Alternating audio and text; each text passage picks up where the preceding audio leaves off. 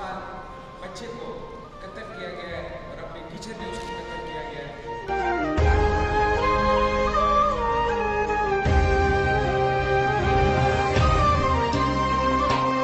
तो मैं गवर्नमेंट से भी अपील करता हूँ, सर आपसे भी अपील करता हूँ सर कि इसको सीरियस लिया जाए।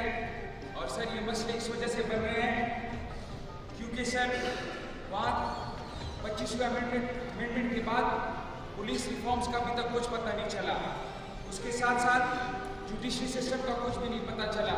अलबत्ता जो इस कत्ल में टीचर था वो पकड़ा गया। मैं पुलिस का डीपीओ डिस्ट्रिक्ट खैबर का शुक्रिया अदा करता हूँ कि उन्होंने बर वक्त कार्रवाई करके उनको हिरासत में लिया गया। तो मैं आपसे ये रिक्वेस्ट करूँगा गवर्नमेंट से भी कि ऐसे मसले को तवज्जो दे ताकि ऐसे मसले दोबारा ना आए, हम अपने बच्चों को तहफ़्फ़ुज़ दें और ऐसे वाक़यात दोबारा हल्के में ना आए।